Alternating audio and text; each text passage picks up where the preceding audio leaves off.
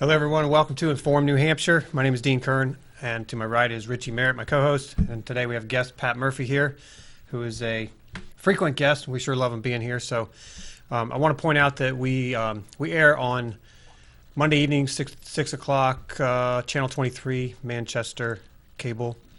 And then there's 3 other television shows during the week that are broadcast. And then we have a YouTube channel called Inform New Hampshire. We also have a Facebook channel called Inform New Hampshire. So stop by and like us and subscribe if you will. We believe that the United States of America Incorporated is a bankrupt corporation. It was bought out in 1912 by the International Banking Cartel. Those are the ones that are orchestrating the events in this country today. They've systematically taken over this country over the last 100 years and are working hard to destroy this country. And they have a number of operatives, including Barack Obama and Hillary Clinton and others who are actively involved in the destruction of our country. So we're here to spread news and information that you won't find in the mainstream media. And we want to relate some of the history of, say, the Bolshevik Revolution, as well as the Russian history and Marxist revolutions. We want to relate it to what's happening here in this country today, which Pat is really good at doing. So I'll turn it over to Richie real quick to make a couple announcements. One. I believe, well, one announcement. All right, one announcement. Go ahead. I just wanted to mention that our friend Jerry DeLemus is still rotting in a jail in Nevada. And if you find it in your heart to help him and his wife out, please go to freejerrydelemus.com. That's JerryDelemus. I don't like to forget Jerry as well as Lavoy Finicum and other people. I know Lavoy has been assassinated, murdered, and thankfully Jerry hasn't, but he is in jail, and he's, as far as I'm concerned, rotting out there. But if you have it in your heart, send them a few dollars or whatever you can spare. I'm sure they'll both appreciate it. Thank you for that. And with that, I'll turn it over to Pat Murphy. By the way, Pat is a co-host here, too. Oh, yeah. I feel like he's a co-host. We've donned you co-host. All right. Yes. Congratulations, Pat. Well, you got to have some fun now and then, you know. So, Now you can have some authority. wow, Wow, holy yeah. cow, it's something, huh? Like Hillary. Well, there's a lot of things going on. There's a lot of things that we could talk about. One of the first things I wanted to mention was, let's please not forget our policemen, the men and women in this country, what they do with the tremendous stress that they're under. You know, just a kind word to them or a bit of encouragement. You know, when we don't have them, then all is lost at that point. We really have to take that into recognition. So that's number one, I think. I want to talk about a few things today, and we will talk about the counter-revolution going on in the country, because this is a huge movement with Donald Trump. It's something that I think has been a long time in coming and simmering, and now seems to be exploding forth, despite the fact that you're not getting much of the accurate information from the media, as most of us had anticipated. But before we get right into Mr. Trump, I want to say that hopefully we learned a lot from watching that last Republican convention of what we have to be aware of in the nation as a people when we look at candidates. I think you remember that we watched the Grandpa Munster bus pop a wheelie out of the convention and fly down a highway and then go off a cliff where you had a huge sign that said, "You're about to commit the greatest single act of public political suicide in the history of the Republic." And I think that Eddie the Bat Boy might have escaped so that the dynasty can go on, but we'll have to keep our eye out for that. You have to explain who Eddie the Bat Boy is. We know, but I don't know if the listeners do. Well, they have to go back and watch the Munsters back in, what was it, the 60s? Or, oh, wait, a long time ago. That and the Addams Family, the two rivals. Yeah. The other fellow that we learned from was watching this whole Sanders affair, where at the last second he basically turned on all of his young people that had so much faith in him, thinking that they were going to be given something, an opportunity, probably a job and a chance to move out of their mother and father's basement. And we take a look at this guy now, and it's, you know, he's part of what you have is basically a ruling class.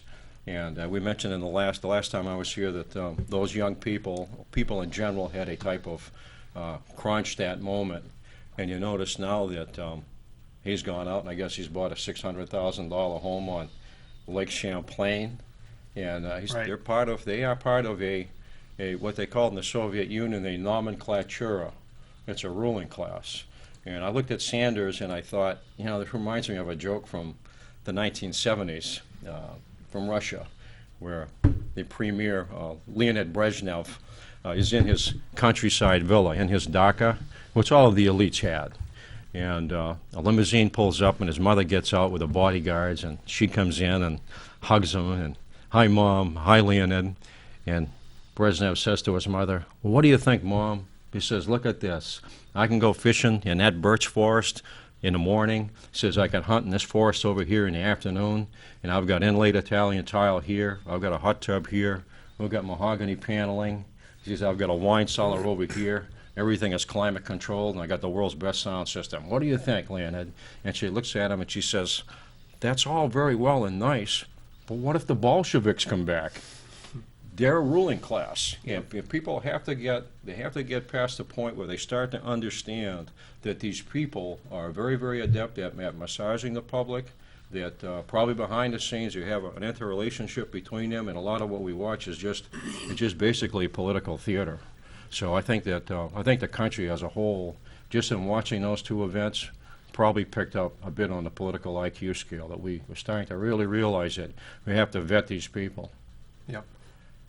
This country, I say we're watching a counter-revolution because you think about it, a revolution's taken place from, you can go back, different historians put it at different places, right from the end of the American Revolution or the Civil War or with the Federal Reserve or with 1933 with Franklin Roosevelt, but especially, in our time, from the time I was a kid, from the 1960s on, when all of the institutions are under tremendous assault, and now this is accelerated.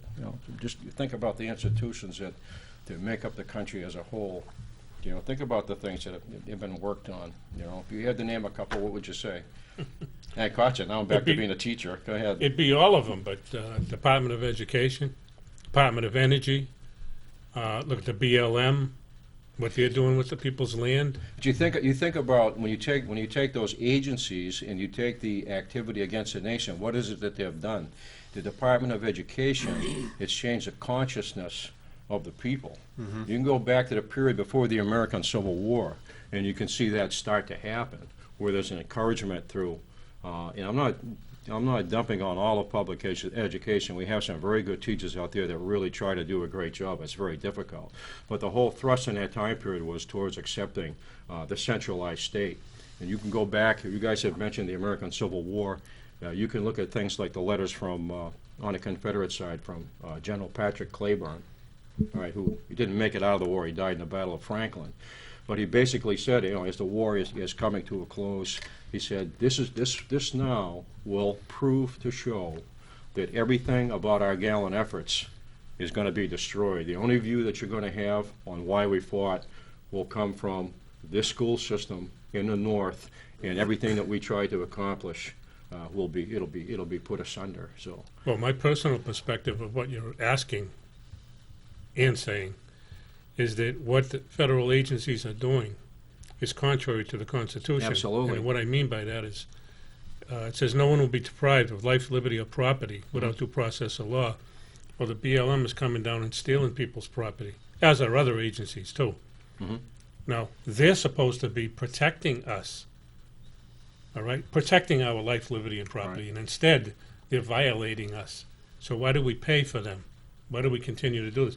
I mean, I wish there was a mechanism in place, short of a revolution, that we could get rid of the government, because that's what needs to be done. These people are out of control.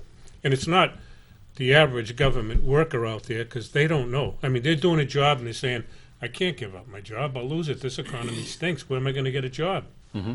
And it's true. Absolutely. So in a way, I sympathize with them, but not too much, because at some point you've got to have the guts to stand up and say, I can't continue to do this.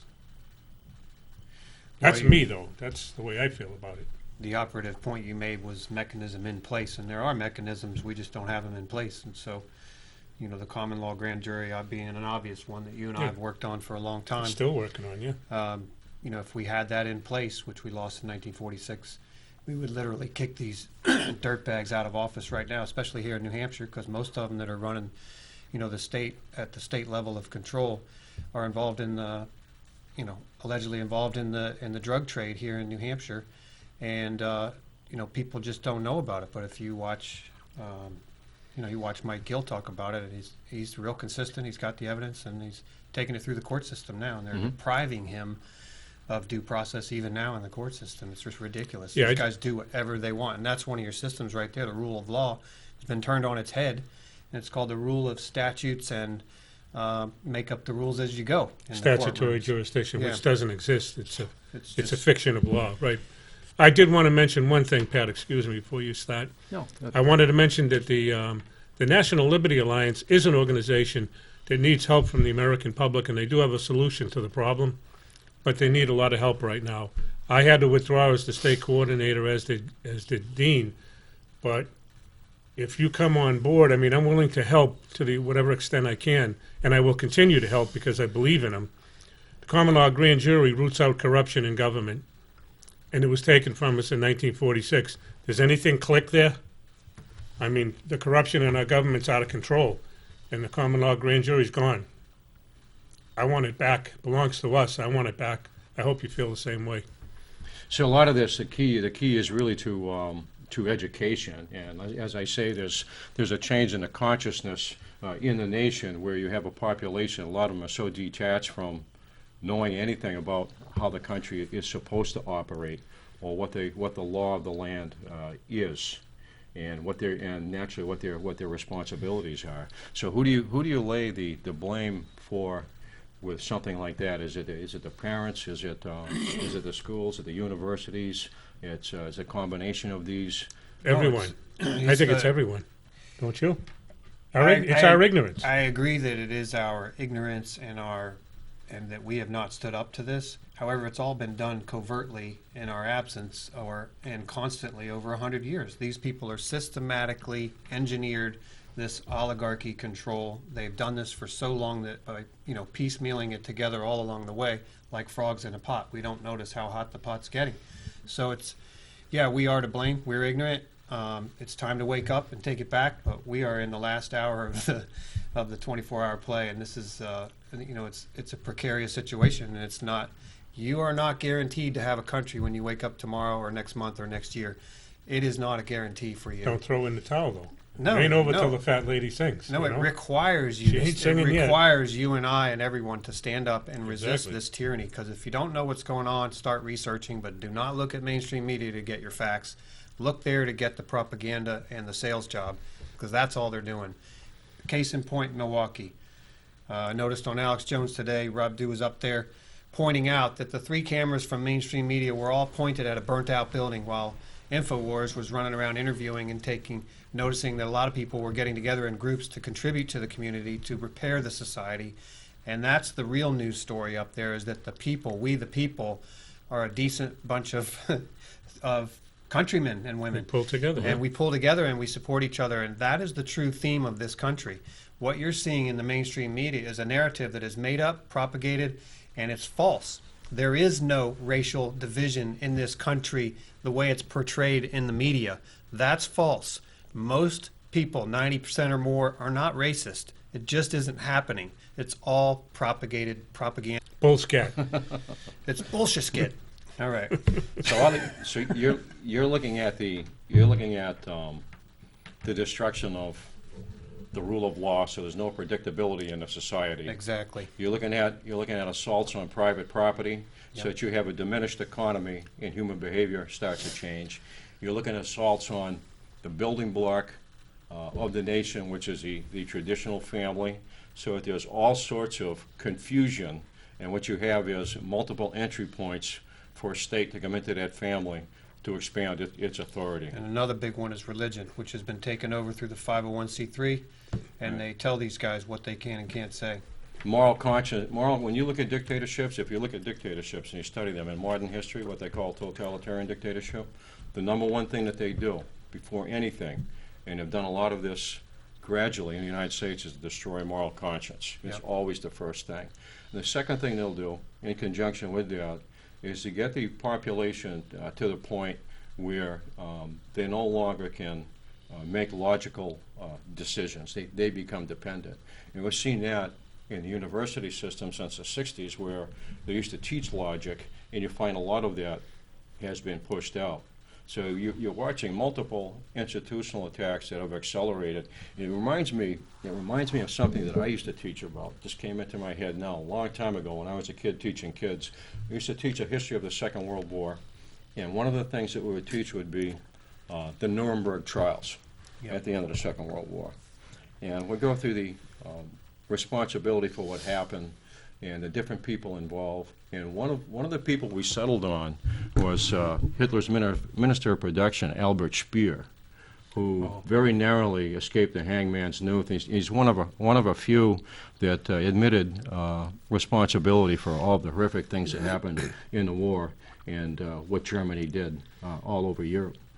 And there's an instance where he spoke with, I think it was Justice Jackson, and Justice Jackson said to him, tell me, how could it be that a country like Germany, with all of its tremendous universities, its great educational system, its culture, the Germany of Beethoven, the Germany of Haydn, Mozart, Bach, Brahms, how could they devolve to such a level that you have things like Belsen and Auschwitz possible? How did that happen? And Speer thought about that, and he said it was the multiplicity of small crimes and large crimes committed across the length and breadth of Germany that converged on one central locus that gave us Hitler. So then you think about the United States right now, as people are losing their freedom, and as people are afraid of moving into dictatorship. And that particular statement makes a lot of sense. Because if you had to look at countries losing their freedom in modern history, normally they'd look at the Soviet Union, they'd look at Germany. This country here is closer to what happened in Germany.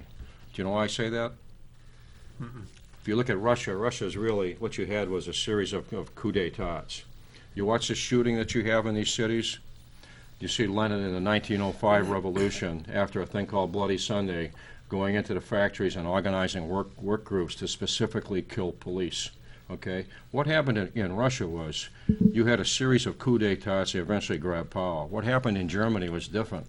You had a whole series over about a 6-month period of quasi-legal maneuvers, and there's no one maneuver by itself that would have constituted Hitler having absolute power in Germany. But it was basically a series of lines that were crossed, one line after another, where German civilians could have looked and said, should we stop him now? Can we stop him now? So after it's about 6 months of that, quasi-legal type maneuvers, and it resulted in the Third Reich. So look at your own country right now with what we're going through. Yeah, look at all the executive orders that are putting together the tyranny that the globalists Executive want. orders are meaningless, though. This is where Trump comes in, where Trump is different, and where I think that he really has sparked this huge buildup for a counter-revolution against all of these assaults. Do you think back to 1978, Alexander Solzhenitsyn gave the commencement address at Harvard University. And at that point where he walked into Harvard, he had won the Nobel Peace Prize in '74, had been catapulted out of Russia. And the Harvard faculty were very happy to see him. They were saying he's like a Tolstoy, he's like a Dostoevsky, he's like a Pushkin, he's like a Gogol. It's unbelievable. He's here with us at Harvard. And Solzhenitsyn started out, and he said, Harvard's motto is veritas, meaning truth, okay? And then he prefaced everything that he said by saying, listen, I don't come here as an enemy. And all of a sudden, I think ears started to pick up. But he basically laid into them, and he said, the primary problem in the West today is a lack of courage and a lack of moral courage. And it comes primarily from leadership. It is not necessarily the average person. So, instantly they felt as though, a great many of them felt as though they're on the hot seat. Yeah, if I can say that listening to Trump, for me, you told me to watch something, and I watched it this one, the Georgetown, Ohio Right. speech. Youngstown? And I watched it, Youngstown, I'm sorry. Yep. And when I watched it, one of the things that really hit me was he is reinstilling in the American people our values and our morals. Like, hey, guys, this is America. Wake up. We don't tolerate this garbage. This is wrong. Forget political correctness and stuff. This is wrong. We're not supposed to do it. That's the message that I get clear from him, if nothing else, from Trump. Who you are is what you were. Who you are is what you were. That's John Quincy Adams in 1840, before the Supreme Court, arguing for the freeing of a series of Africans who had commandeered a Portuguese ship and killed sailors and attempted to get back home. And what he's basically saying is this country has to go back and it has to look at the foundational roots. That's really the basis for all law. And Madison would say the same thing. Madison, you can read any of his writings, and you can find that he says that the primary basis for the Constitution is the Ten Commandments. He said it will not work without that. It's a moral construct that forms the basis for that document to be operational, for it to work. Or there is simply social disorder, social chaos. So I think that Trump, when you look at him as an individual, he's extraordinarily courageous. They may say he's a little rough around the edges, but I'll tell you something. I enjoy that. I think it's time that we had. What do you find in a leader, Pat? A little bit of the Don't John Wayne is that what motif. you want? Yeah, you want Yeah. a leader. You want somebody that's going to wake you up and take notice. And if you look at him, I mean, they talk about his financial accomplishments and building accomplishments and his management skills. If you look at his family in the way that all of those young kids, they handle themselves, the way they're coiffed, how they speak, the Well-polished. backbone that they have, that's a tremendous accomplishment, especially somebody coming from a background with that much wealth that typically is a huge problem for a lot of parents. Right. That's a remarkable accomplishment, and it just shows what is possible. So you've got a very, very strong family guy with a good sense of history, and where he says he wants to be a champion for the people. You compare that to somebody like a Cruz that we mentioned, or a Sanders Right. that we mentioned. And there's not even a comparison. There's not even a small comparison between the character of the people. So I think that he is, when I mentioned Solzhenitsyn saying courage is a thing that's lacking in the West, you're looking at it right now. He's come forward, I think. I really do. Yeah. I think a lot of us feel that way. A lot of people are hoping, because a lot of people right now watching these events, they're very concerned. They in fact they're frightened. You're Well- right, but the hope lies with the American people, in the American people. Absolutely. They have to. Maybe it takes a leader like that to bring them up. I don't really know, but I wish I did understand it a little bit better. But Well, here's the other thing that Solzhenitsyn said in '78, and it's a great thing, which says you live in a legalistic society where everything is constantly about law and the expansion of law. He said that, and when you have a society like that, without the moral element, it becomes a very sterile society. And he goes on to talk about power, and he says you have a judicial branch, you have an executive branch, you have a legislative branch, and there is power in that. He says, but the real power in your country, make no mistake about it, is in the media. That is where your power is. Yeah. And so now we look at what's happened, especially in the primaries and the inveterate lying and manipulation and with these phony polls. And Yep. Well, thank God for the alternative media, because the mainstream media is failing and they're not trusted anymore. But yes, they have held all the power, and now you have, for instance, the Drudge Report alone has more traffic than them altogether. So fortunately, there's been this growth of the alternative media, which has supported the truth coming out, and it has exposed the mainstream media, and it continues to do so. And that's where you demonstrated that with the burned-out building earlier, too. Yeah, yeah. so if you look at what you guys are doing, and that's bringing more awareness to the true nature of the Republic and to the nature of the law, if you look at what you're doing, making that known to people and encouraging others to promote that knowledge, and then you look at somebody like Solzhenitsyn, and some people consider that to be probably one of the greatest speeches of the 20th century. Others, probably in all of history. that he nails it and he puts his finger on it. So what you would need, from Solzhenitsyn's point of view, is for the traditional religions, the backbone of the country, to start to behave properly, go back to the way that they were. Like I say, when I was a kid in the 50s, and they used to really call things out and do things properly, and weren't afraid to take a stand.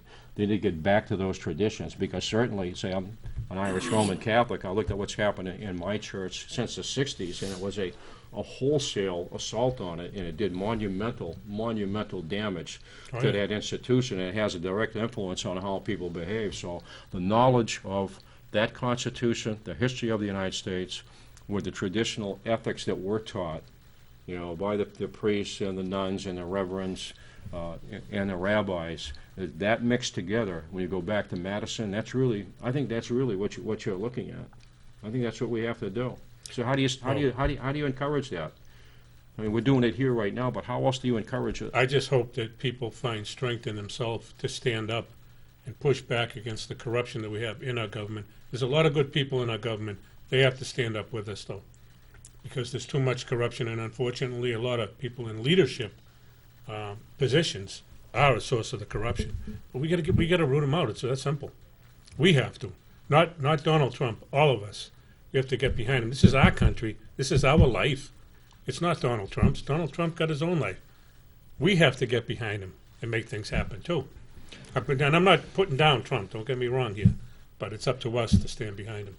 Well, you guys are doing something that you find when you study a lot of the most important documents in the history of the country. When you pull up Alexis de Tocqueville, who wrote on Democracy in America. De Tocqueville came from France. He was born after the French Revolutionary period, about 1804, but his mother and father had lived through that, and his father had been something of an aristocrat and had turned white overnight with the fear of losing his life in that system. The mother had lost her mind. He came to the United States to study the prison systems, and it's almost like a kind of a proto-sociologist. And when you pull up what he talks about America, he mentions that the local private associations are the backbone of the country.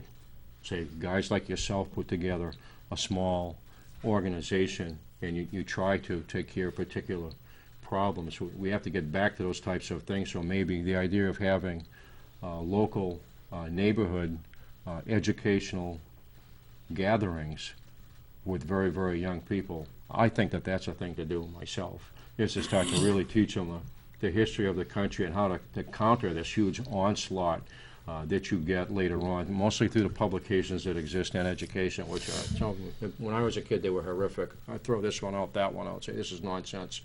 And well, I know the three people sitting here are doing this because of a love of the country, and not a love of the country the way it is, but the way it should be. And the corruption, you have to speak out against the corruption. Stop it.